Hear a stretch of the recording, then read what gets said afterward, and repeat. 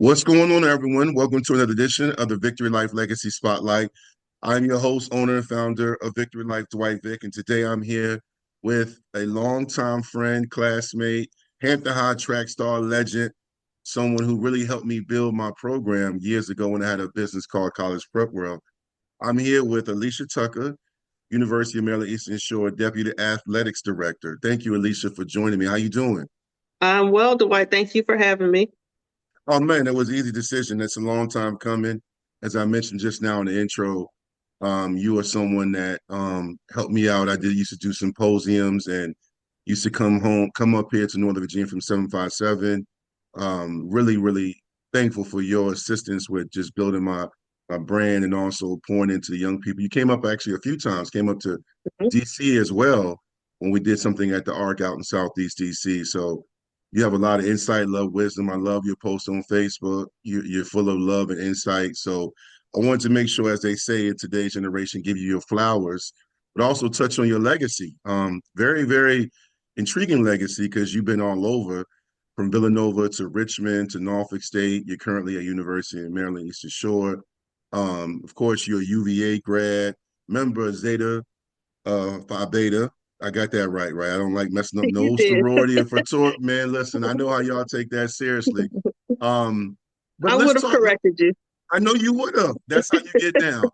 But I have a lot of love and respect for you, my big sister, man. But I want to talk about where it all started. I want to talk about we're both from Hampton. And again, it's funny, you can know someone like as long as I've known you, but at the same time, there's a story.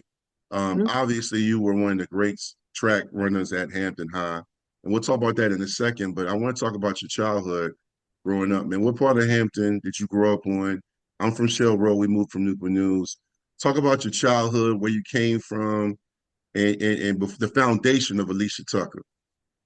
So I grew up two places. So we initially lived off of Andrews Boulevard Okay. um, over in that area. And my dad was in the Air Force and stationed at Langley. And then we moved over to Azalea Gardens off of West Queen, literally around the corner from Hampton High School. And it was the best neighborhood ever. I Still is lived there best too. best neighborhood ever. Yep. Yeah, you were on Yep. Azalea Drive, right? Yep. I remember we Uh-huh. moved there my freshman year. Yep. Yeah. So, this was the era of everybody playing in the street and Mm. you go home when the street lights came on, sort of thing. So it was really it was a great neighborhood. It's, a lot of talent in that neighborhood. It was quiet and at the same time it was a lot going on too, but that's kind of where it all started. I had a friend who lived on Azalea Drive, who was doing summer track. And she was like, come with me. And I was like, where we going? She's like, track practice. I was like, track practice. This is 87, Yeah. about 87. And I thought I was about to be a B girl. So I had the shell toe Adidas on with the fat laces. And this is literally what I was wearing. Like I can see it plain as day. It had some white shell toe Adidas with the fat laces and like this yellow, it wasn't really a tracksuit, but some little jogging get up. And I'm on her handlebars and we're riding out to Lindsay for track Wow. practice. The Yeah, so we handlebars. on the handlebars from West Queen to Lindsay. And I get there and I don't know what's going on. I have no clue. I figure I'm just there to watch my friend. And Ron Baton was the coach at the time. And he says, all right, everybody on the line. And I'm like, I'm looking around, I see them lining up. And he was like, you on the line. And I said, nah, I'm just I'm just here to watch my friend. And he goes, nah, just lace the shoes up. And I said, I'm not prepared for this. Them shell toes are not light. No. So so I had the shell toes on. So I tied them in a knot and got on the line. And he said, okay, when I drop my arm, you're gonna run from there to me as fast as you can. So there had to be maybe 6 or 7 of us on the line or whatever. So he, ready, set, dropped his arm and I took off and, beat everybody. And he looked down at his watch and he said, do it again. And, at this point, I'm about to die. So, so I'm like, okay, so we get back to the line He gives us a couple seconds and he dropped the arm again and said, go. Did it again, blew everybody out. And he looked at his watch and he said, what's your name? And I told him, he said, you running track. And he came to the house, talked to my mom. And two things happened that day. Started running track and I really fell in love with hip hop. Wow. Like I was already kind of a hip hop head, but I really fell in love with hip hop because Coach Baton was a house music and a hip hop fanatic. And he would bring me records to listen to. So he opened up track, a new world for me with track, and he opened up a world with music for me as well. But that's Wow. how I started running track. That's a crazy story because running the show to Adidas is insane. It was. And then Lindsay too, even though the track was probably better then than it is now. That's No, crazy. Yeah, it was still bad then? no, Lindsay track was nothing but concrete, It was rocks, still and broken bottles. It was it's the concrete jungle. I was trying to give it the benefit of the doubt because I know the tracks, where we come from weren't the best. I know Darling, of course, that's where they run the meets at Todd, but I know Mm-mm. Hampton Highs track and Lindsay and a lot of tracks around the Hampton, Newport News area were horrendous. It's Yeah. crazy you were doing that. What track club was that? Was that a track club? What? I'm trying to remember. Inside track. Okay. All Yeah. right. Because now in today's game, there's so many track clubs. I'm up here in the GC area. Everyone has one, kind of like AAU teams, but I Hmm. know back then it was more elite. We use that word elite, but back then it Right. wasn't that many. You fell in love with hip hop. I know I've seen you post and I've seen you talk about music, but you talk about your love of hip hop. We're part of that era where hip hop began when it began to grow and blossom. So many great groups. Why did it resonate with you? Um, I don't really know. I think it was, I was captivated by the beats, you know. Public Enemy was my group. Hmm. So the Bomb Squad and, Terminator X and all of that. And KRS One and Boogie Down Productions. And, we grew up listening to, you remember WRAP on the AM? Absolutely. Rap Attack?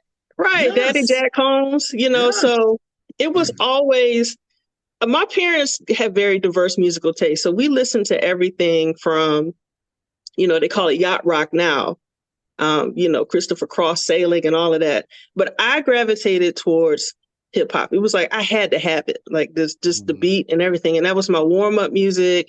It was my cool down music. It was, I listened to, I guess I'm stuck in the 80s and 90s on hip hop. That's pretty much all I listened to. Mhm. Um, but, like some of the, whatever was kind of going on at the time, hip hop told that story. And it can take you to a whole nother place. I've never been to New York, even at this big old age. I've never been to New York. What? But yeah, but I felt like I knew New York based off off Yeah. of hip hop, So Yeah.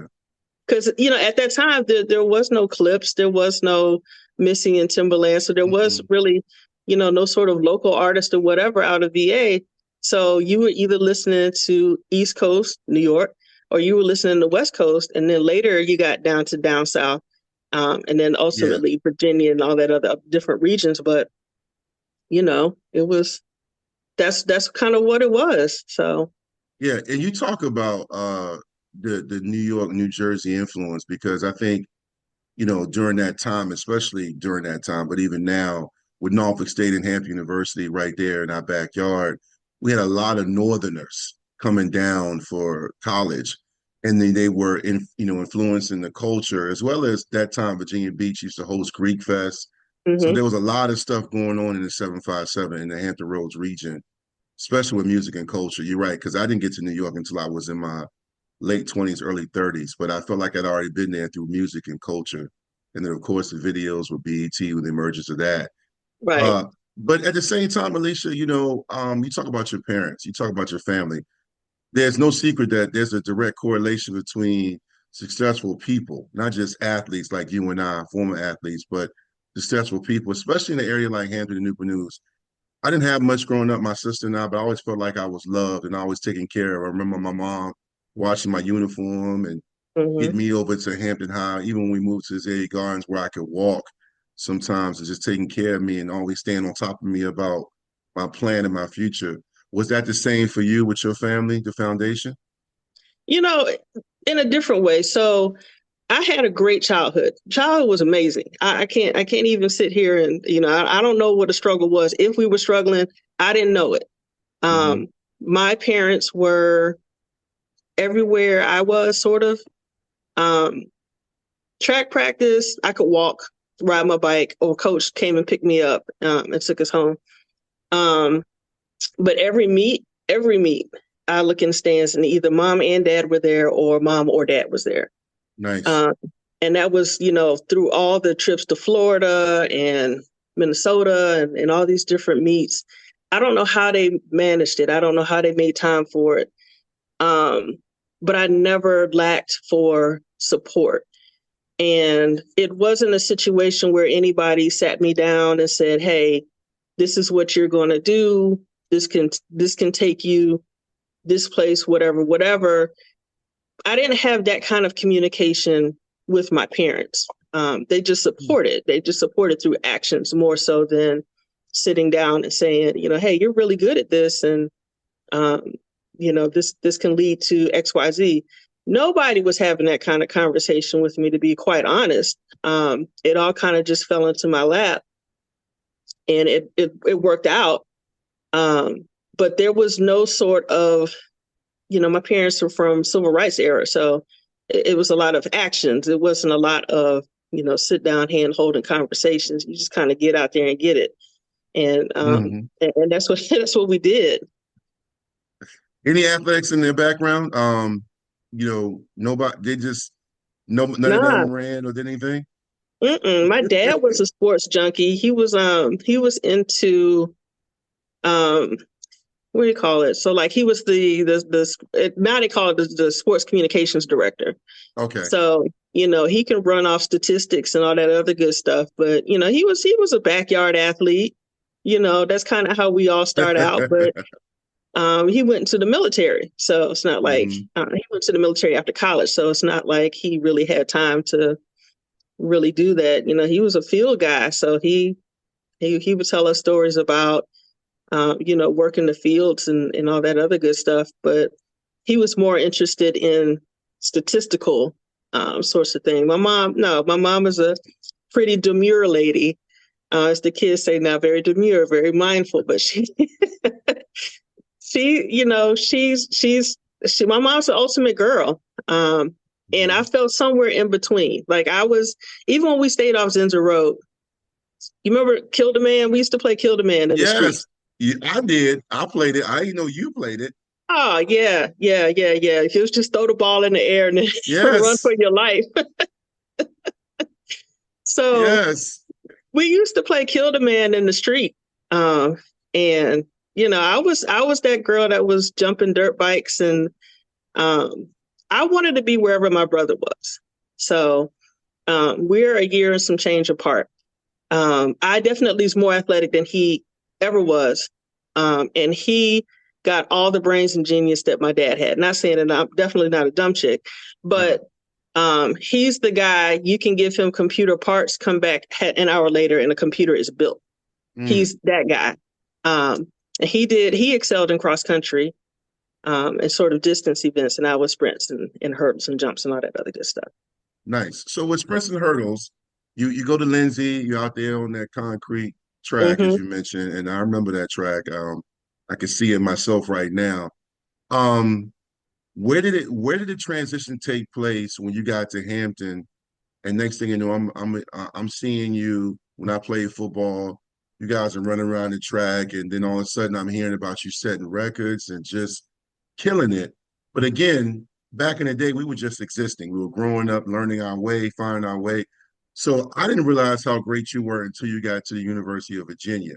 So fill in the gap between that time period where you go all of a sudden you take and you fall in love with track and hip hop. What transpired? Was it the work you put in? Did you get to Hampton High? I've had Coach Fred Hamilton on the Legacy Spotlight 3 years ago, and he's one of the great coaches. I think sometimes we get Hmm. forgot about at Hampton High with Coach Smith and Coach Brow, but he was a great coach himself. What happened? How did that process take place for you? I mean, it was just kind of natural, and again, like I said, it wasn't like anybody was sitting down saying, here's the next step. Here's what you're going to do. It was just boom, you run a track. So, and my friends were on the track team. So I ran track. That's just kind of what you do after eighth grade. It was like, okay, you're going to Hampton High. You need to look for coach. It was the crew was Coach Daniels, Yes. Coach Hamilton, Yes. Coach Widener, and Miss Randall. So, I just kind of, I don't really remember like the first day of track practice in high school or anything like that. I just remember it being slightly different than summer track, a lot more structured or whatever the case may be. But, I was still just kind of going off natural talent that they were cultivating. It was an exciting time because, in the area, this was back when it was like me, Tony Wheeler's out there, Ooh. Leslie Satchel's out there, Angie Martin's out there, Chevy Lee from Warwick, she's out there. And I made her a target. I was like, if I can beat Chevy, then I know I can do this track thing. So, like I remember the first Conmatin meet. At Conmatin, it always rained the first day. And this was before they rubberized the track. So the track used to be tar. I don't know if you remember that. I don't, but I believe you. The track used to be tar, and lane 1 always flooded. And if Paul Macklin is watching this, he's going to be like, yeah, that's what he calls me Conmat in lane 4. But anyway, so, it was kind of at one of those meets that I realized, okay, maybe I can do a little something with this. No, it was 8th grade. I still have the article. They ran an article saying that the times that I ran in 8th grade would have placed me in top 3 at the state meet. That's crazy. And so then I was sort of like, whoa, this might be a thing. High school track was amazing. It was fun. You knew you were going to see your friends from across the district, across the region or whatever at any given track meet. And of course, that's where the boys were. So, Yeah. So we were out there trying to show off. I didn't really have time for all that because I was in about 6 or 7 different events. But I still got my flirt in. I did. You know what's crazy, Alisha? You're taking me back. I love this because I remember going to Darling. First of all, my kids, when they were young, ran track, and my wife ran track. She was all met up here in Northern Virginia before we met. She didn't run at college, but she should have. But Tech's program back then was terrible, so she focused on her degree. But I remember, then and now going to track meets, and they were all day. There was one year, my sophomore year, I did field events with Myron Newsom and Tyrone Tynes and Lloyd Tucker. I don't know what the heck we were doing out there, throwing a shot and discus. I was just out there, but I remember, man, like going over there, man, and it was all day. But you're right, it was lit because you mentioned some great ones. Leslie Satchel. Shout out to Leslie. I grew up with her, went to middle school. Also saw her recently at Hampton at Bethel's high school 30th reunion. And Tony Wheeler's a legend like yourself. But it was so many household names and so many great runners across the district. And it was a great time at both Darling and Todd and beyond. At the same time, you mentioned how you ran so many events. I always ask this question. I've had some great players, former players on this pod, some people who I still admire and respect. And I always ask this question. I've asked this to Damon Bacot and so many people you know of. You talked about you started to realize, but when did you realize you were really, really like at another level, that you were elite? Because there's preparation, there's practice, you're getting your times and your PRs, but at the same time, was there a time, your sophomore, your junior year, when you were like, okay, I really feel like not only I can make a little bit of a career of this, but I'm really on another level. I know you're not arrogant, but you don't lack confidence. So when did that happen for you? Okay, so I never really thought I was that great because during that time, 88 to 92, when you came to a track meet and we got on that line, you saw a race. It wasn't one person blowing everybody out. It might have seemed like it, but when you put me, Janelle Johnson, Leslie Satchel on the line for 200 meters, you don't know who was going to win. You were going to see a race. You know, it wasn't like when we all graduated and Tasha Colander was still running Mm-hmm. and she was killing everybody. We had talent. We had a talent pool. So you saw a race. It was leans at the line. It was people falling out after whatever. But I think that to answer your question, the turning point, the point for me where I was like, whoa, we went to Tennessee for an invitational. We took 11 girls. And that was the meet where I met Tiki and Rondé Barber for the first time. So 11 girls went to this meet. I won the meet. So when you look at the points total, out of 11 girls for the team, I scored all but 1 point. So I told coach, I'm keeping the team trophy. I'm keeping the MVP trophy. And I think that was the only time where I really felt some sort of arrogance about the thing. I was kind of disappointed because the team was loaded. And I was like, y'all could only put out one point. But then I had to kind of realize, I think it kind of hit me at that point that my talent level was slightly above the team's talent level. Because we were up against folks from around, you know, there was people out there from California, from New York. Mm-hmm. It was some teams out there. So, but I think for me, I was like, you won a track meet. Like, you didn't just win a couple events. Your points were the points for Hampton High Girls Track to win the meet. So that's when I was like, okay. And at that point, the recruiting letters are rolling in, and that process had started, you know.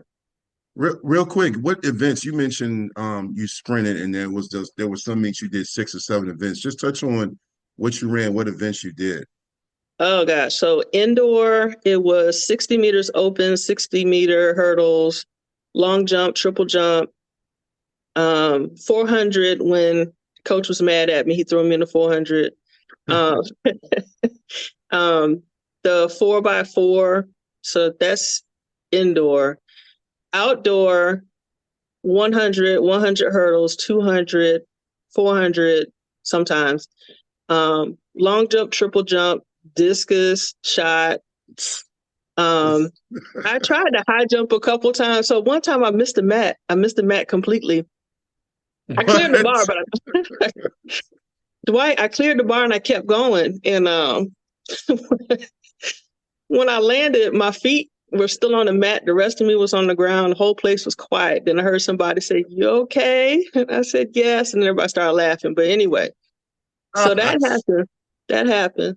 It's good times. My goodness. Yeah, we didn't have no cell phones back then. You would have been trending on X, Twitter, Facebook, and IG if that happened now, especially with the accolades you carried. This is a question I've been wanting to ask you for a long time. I don't know why I never asked you before, whether online or being around you, but you know, you mentioned Leslie and Bethel track, girls track was always known. Were they, again, I know how it is in football and basketball and other sports, but were they your rival during your era, during your time? Them in Menchville, like who were it was a three-way kind of rival. It was Hampton, Bethel, and Phoebus. So you can't leave Phoebus. You can't leave Phoebus girls out of this equation. Tanya McDuffie, that whole crew, Tanya Williams, Monica Bolton, they had a squad. So it was going to be depending on the event. It was going to be, especially when it came down to the relays. It was going to be one of us. What was your favorite event? 200. Thank you for saying that. I tell people all the time, the 100 is great. I know it gets the most attention. I love the 200. I ain't run it. I'm just as a fan.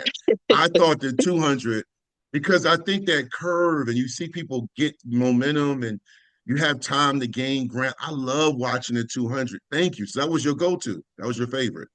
Yeah, I mean the 100, it was cool, but you know, time you blink is over. Yes.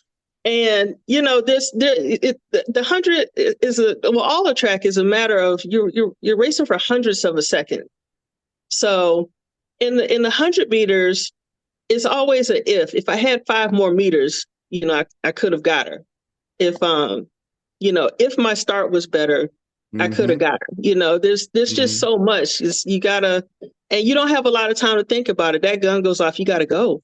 No doubt. Um, the Yeah. 200, you can have strategy. Yeah. You got to get out, you got to work the curve, and then you got to do your thing on the straightaway. But you have a little bit more time to get there than you do with the 100 meters. No doubt. Now, the only Um, thing that sucks about the 200 is you usually had to run the quarter to train for the 200. I hated the quarter, hated it. mm. Yeah, well, track in general, you guys gotta got like running. Yeah, y'all gotta be locked in. I Yeah. ran that thing one year, my sophomore year, because Coach Hamilton and Coach Woodrow, who's ironically not a head football coach in Hampton High, and Coach Daniels, who taught me and Myron Newsom, a bunch of us for a few years, would tell us to come out there. And Coach Hamilton one time, I remember because Sean Hamlet was running at that time, Hmm. and we all had to run that thing called the loop. Remember the loop? Yeah. Around the Yeah. whole thing. I thought I was Yeah. going to die. I'm like, why do people want to do this? This is crazy.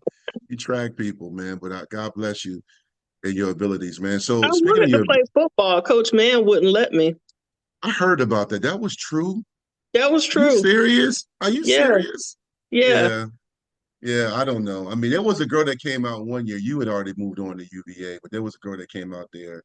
She was a heavy set girl. She did some of the drills. It was during when we just had helmets on, and it Hmm. was it was terrible. She was not on your level athletically. I don't even know if it was a bet or some kind of school project. I don't know. It was very weird.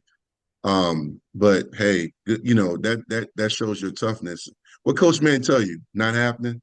He said, "Well, I came to the meeting and I was walking in, and he he stopped me. He said, 'Tucker, where you going?' I said, 'I'm going to the trial meeting.' He said, 'Alisha,' he said, 'listen, you faster than half the guys out here.' He said, I can't let you play football.' I said, 'Well, coach, they're not going to catch me.' He said, 'Yeah.' He said, 'Coach Widener is not going to kill me for getting you hurt out here.' He said, 'I appreciate it, but no, you're not playing football.' I was like, okay. So Well, you no, didn't play no football. football, but you ended up going on to UVA. I did. You, Leslie, another Hmm. great runner. You mentioned how your parents supported you, but there was no plan in regards to this is what's going to take you here. So I know recruiting, and you know this better than me. We're both aware of how it works differently compared to when we were growing up and playing. How did that come about? You get to UVA. Where did that come into play? So again, I had to figure it out on my own. Um, Hmm. True. I mean, I don't recall any of the coaches sort of sitting me down saying, "This is how the recruiting process works. You need to figure out where you want to go geographically. You need to figure out, what your parents can contribute." There were none of those conversations happening. I just know I was getting a lot of mail. And then the phone call started. So I had to figure out, where did I want to go? I'm still kind of a homebody, so I kind of quickly figured out I didn't want to go too far from home. So that eliminated the West Coast. Um, I didn't want to go too far up north, so that kind of eliminated that. So I knew I wanted to stay mid Atlantic or South. Syracuse heavily recruited me, but I knew I wasn't going to New York, so I ended my recruitment there. Um, all of the military academies recruited me, all of the Ivies, um, LSU, all of that. Um, so at that time, LSU did not have the best academic reputation for its student athletes. This is at that time. Now it's a whole different ball game. I don't know if you remember, it was Penn Relays one year, and they had a runner named Esther Jones. And Yeah. I mean, she was a beast. And I believe they ended up having to pull her off of a relay due to some academic issues. There was something going on, and she ended up not running. But I was this sort of bit of a nerd. I pulled their academic information, and their graduation rate at that time, I keep saying at that time because it's great now. Walt Holliday and them do a great job down there in the academic support area. But at that time, their graduation rate for student athletes was not good. And I knew I wanted to graduate. I was more interested in going to college than I was, participating in college athletics. And I knew my parents couldn't afford for me to go to the type of college that I was being recruited by. So I knew I was going to get to college through my feet. But even my press release, when I finally signed with UVA, I stated that I selected a college where I knew I'd be happy with or without track. And that was kind of fortuitous, but, we'll get to that in a little bit. But my top three ended up being UNC Chapel Hill, UVA, and JMU. And JMU couldn't get the money up. They were only offering three-fourths of a scholarship. And I told Coach Harris, Harrison, who's at Delaware State now, we laugh about it now, but I said, Coach, I want to come to JMU. JMU was my first pick. I was like, I want to come to JMU, but, I said, every other school in the country is offering a full scholarship. So, it's like, my parents don't have it. So, and she called me the night I signed my NLI and said, I got the money. And I literally had just signed with UVA. So ironically, UNC backed off of recruiting me when they found out UVA was interested. And and the coach at the time told me that I wouldn't be able to get into UNC. And I said, how is that possible when I've already been admitted to UVA? I've already been admitted to, I think it was either Brown or Harvard, one of those. I was like, I'm being recruited and can get admitted to all of these other institutions with higher academic profiles, but you're telling me I can't get into UNC. Okay. So, but think about it. If I had gone there, I would have been on a relay with Marion Jones. Yeah. At least for a year or two. Yeah. She was an animal. That's crazy. Different. Yeah. She was built different. And, she also hooped. She was a basketball player. Mm-hmm. Yeah. Yeah, I think we don't talk about, not you and I, but in general, talk about her enough because I think something happened. I remember when she got to the Olympics and the whole thing with the drug scandal, but she still at UNC. She didn't need it. She was that much better than I ran against her, and it was intimidating. And I rarely got intimidated on the line, but we knew it was a race for second place when we saw Marion Jones on the line. We're like, all right, who got second? She was that much better than everybody else. I mean, that's crazy, the people you run against. Do you ever sit back? I know we're, as the kids say, we OGs and we're in the later stages of our life, but I know you and I still are young at heart. Do you ever think and look back, excuse me, and you say, wow, like, I really was out here going and playing here, running here, doing this, and going with some of the best athletes in track history. Because you ever think back like, wow, or do people come up to you? I know this was years ago and say, hey, you were really fun to watch, or I remember you, or like, just you ever get that mindset just for a few minutes when you reflect? I do. When I was working at Norfolk State, it was a young girl on the track team came up to me and she just stopped me in the hallway and she's staring at me. And I'm like, hey, what's going on? What you need? You okay? And she said, you're Alisha Tucker. And I said, yes. And she grabbed she said, no, you don't get it. She's like, you're Alisha Tucker. And I said, yes. And she said, And she said, I went to Hampton High. I said, I know. And she said, you know who I am? And I said, yeah. And she said, I had to hear about you every day for 4 years. She was like, Coach Hamilton would not shut up about you. And I was like, oh my gosh. And I was like, really? And at this point I'd been out of high school, 20 some years. And she said, yeah, she said, he told us we didn't work as hard as you did. We would never be as good as you were. And I was like, Coach Hamilton, that's a little rough. Oh, he tells the truth. He tells you what he feels. I can hear him saying it, Yes. And she said he would walk them past the record board and, point to the times or whatever.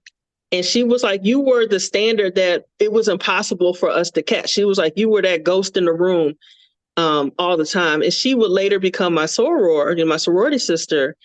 And I was just so flattered, because I was just like, what, again, we talk legacy.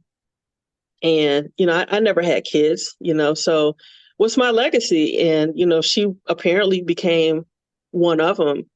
But, it was sort of at that moment, like I said, going from the beginning, track was a great time in high school.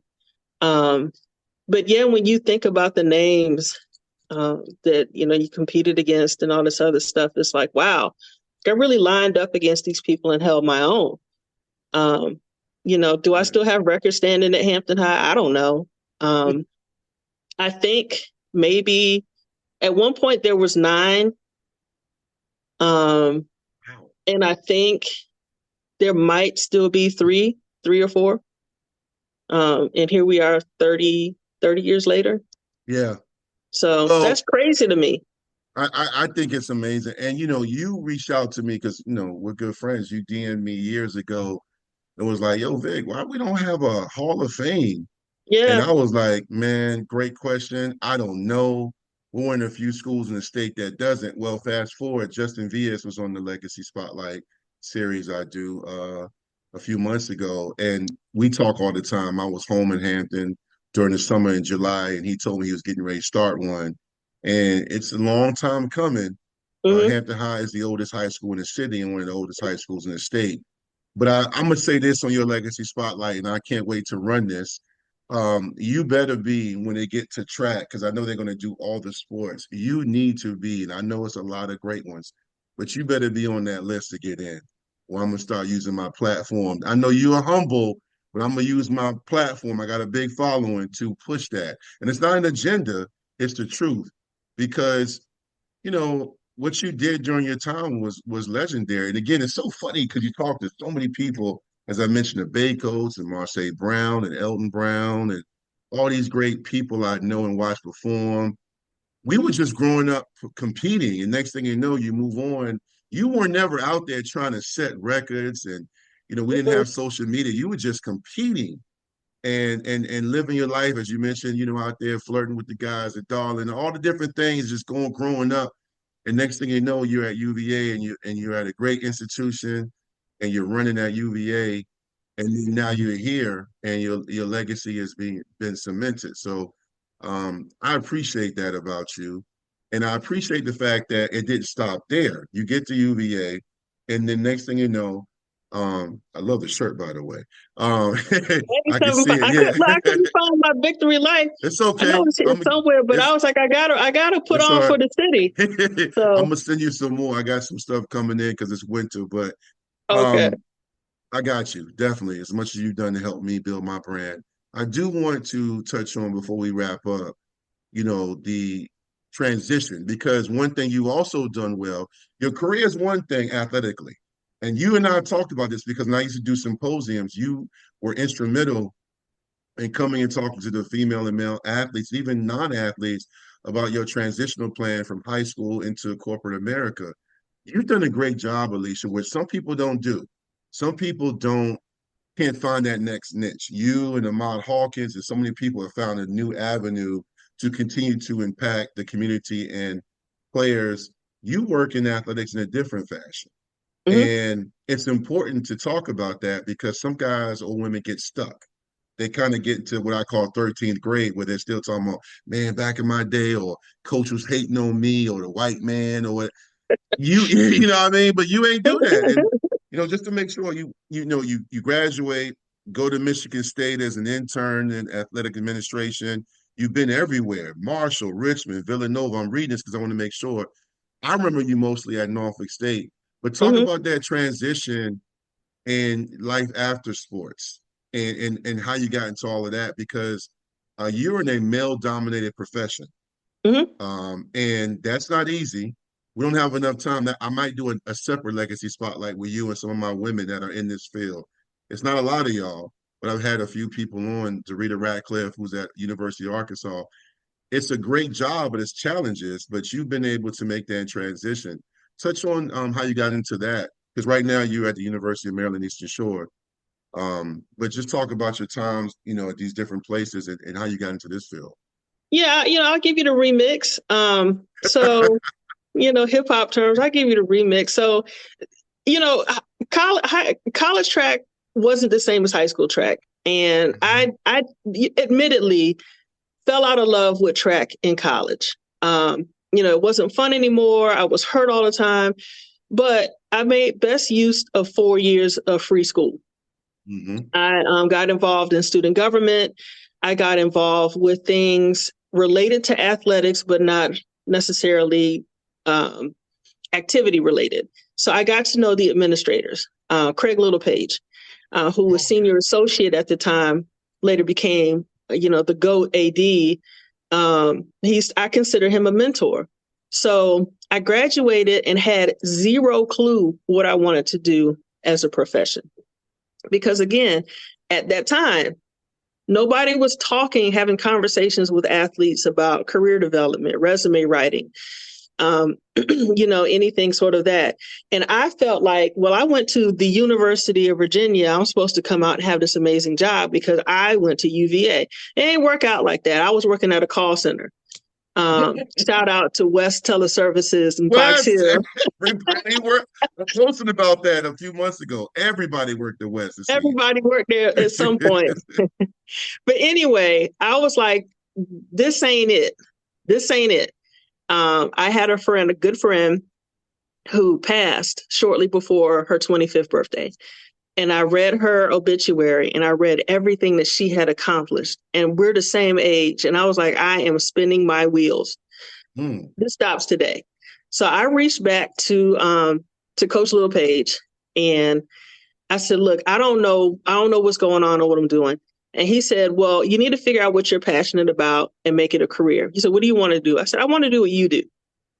And he said, okay. He said, go to grad school, get your master's, and call me when you're done. So I said, okay. So that's what I did. And he said, this is a hard business to break into. Do an internship, and you'll see how many doors are going to open up for you. So I got into compliance by accident. I did not want to do it. Had a horrible experience with our compliance person at UVA. And I was like, I want to stay as far away from it as possible. But got the call to go to Michigan State, started as an intern. They had 6 people in the compliance office. And within a year and a half, I moved up to the number 2 spot. Nice. Loved it. To this day, love Big Ten football. There's nothing like being in an arena with 70, 80,000 people. Was there when Charles Rogers was wide receiver and, saw that guy make some catches that were superhuman. But the reason, the impetus for me becoming an athletics administrator was so I could help student athletes not have the same experience that I did. I wanted them to know that they had an administrator who cared about them, who would help them through processes. I tell everybody I can get you from matriculation to graduation. And again, in some regards, information still doesn't get to student athletes the way it does to a non-student athlete. There's still parents who feel like they don't need to fill out a FAFSA because their child is receiving a full scholarship. NIL has kind of muddied those waters, but that's a whole different TED Talk. Yep.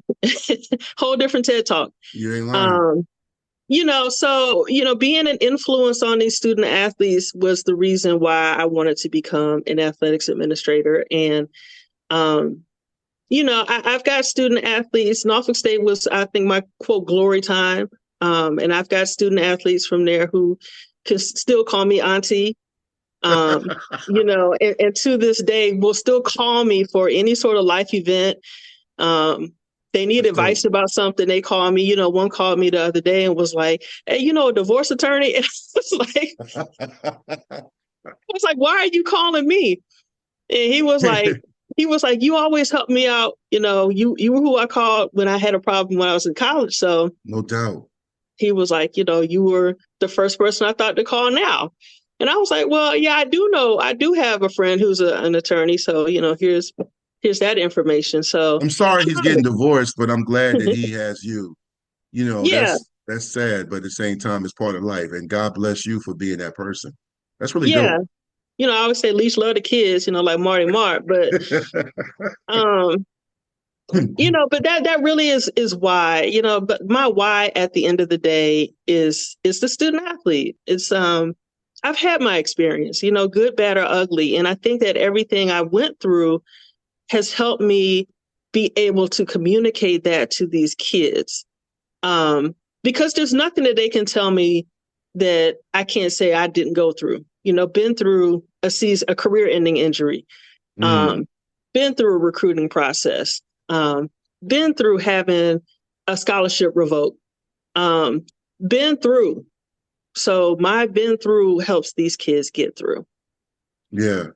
Well, with that being said, Alicia, you kind of got ahead of me on that because you talked My about bad. perspective.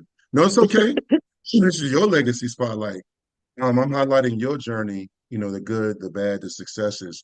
But with that being said, you talked about how you have so many people that still call you, reach out to you, text you for advice and support and insight, which I think about as you were talking, you are to the players you've been around and students, you are what Dorita Ratcliffe was to me and Sharon and Mike Vick and so many guys at Tech, who I Hmm. still love and admire. She was my first mentor, and she was your position at Tech when we got there in the '90s, and I still talk to her now, and she's been on this legacy spotlight, and I love talking to her, and she's got great insight and perspective. But with that being said, last part of your legacy spotlight, then I'll let you jump off. Um, the perspective you had, and you've been through so much, like a lot of people in life. What do you say to the future Alisha Tuckers, not just track runners, primarily to women, young ladies out here, because we've made a lot of progress, but there's still long way to go. I'm not going to get into the election and political stuff. That's for a different topic, but you get what I'm getting at. Like Hmm. the journey to get to where you at did not come easy. At times from a distance, it looked easy because you made it look easy, but behind the scenes, there was a lot of highs and lows. The perspective you had is your own. And what do you tell the future Alisha Tuckers in order to keep pushing to get to where you're at and beyond, not just in athletics, but just in life? I tell them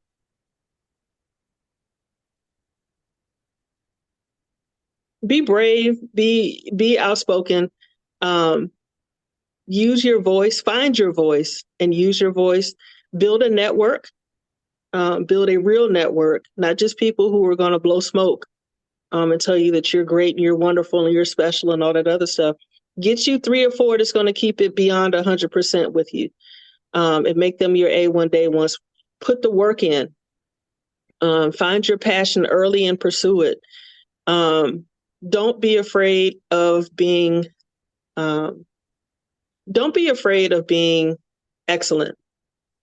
I think, and that's one thing Miss Randall told me. She said sometimes she felt like sometimes I was afraid to run ahead. She was like, "You were good from running from behind and then passing people," but she said you got to not be scared to get ahead and stay ahead. And I think that was a life lesson, more so than a track metaphor. So I see it now with these young ladies who are bold and they're fearless. And I love Sha'Carri Richardson. Talk your talk, young lady. Get out there and do it. And don't worry about what people think. Don't worry about what people say. Get it. Because these guys are out there getting it. and again, different TED Talk and NIL. But get your money, sis. Mm, mm. Use your social media platforms to get these bags that these guys are getting. It looks a little bit different for women, but I think that there's a bold fearlessness that this new crop of young women have that my group didn't have. We were seen as, it was like you said, people perceive it as arrogance and cockiness and a bunch of different adjectives. But now that lens looks different. So my prayer for these young ladies coming through is that they recognize the power that they have, the voice that they have. They find a mentor early and engage with that mentor often. And not just a mentor that somebody points out to them.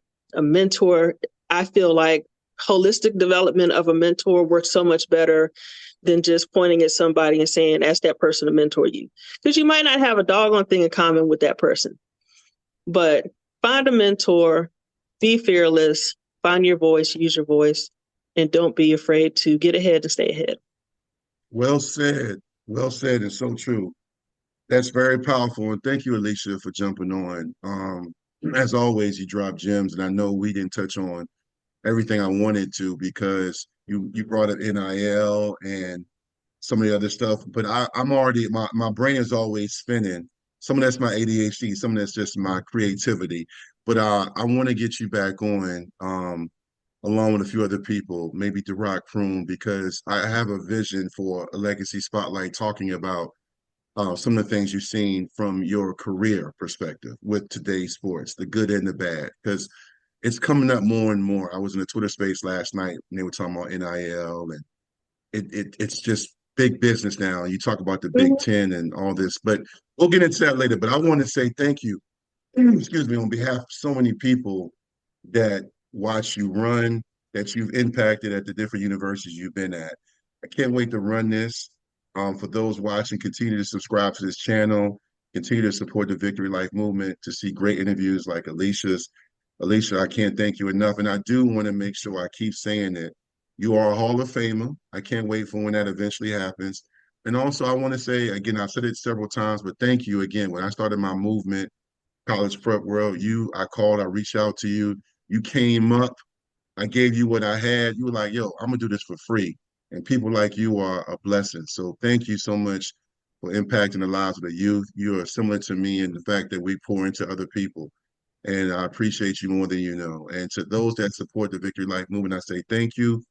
And I appreciate everyone that subscribes to this channel and also supports what we're doing in the community. And like I say every episode, no matter where you go, no matter what you do, make sure you have a positive impact. You leave a great legacy. Thank you, Alisha. Appreciate you. Thanks, Dwight. Thank you for what you do for the community, for keeping 757 Sports in the forefront of people's minds. You are truly a pitcher that pours into so many people. And I promise you the next time you have me on, I'm gonna actually have my hair done. But It's all good. We're recording early. I appreciate you. Yeah, I appreciate it. Thank you so much, Dwight. Thank you. Appreciate you, Alisha. Thank you. Still funny. All right. Thank y'all. Appreciate y'all.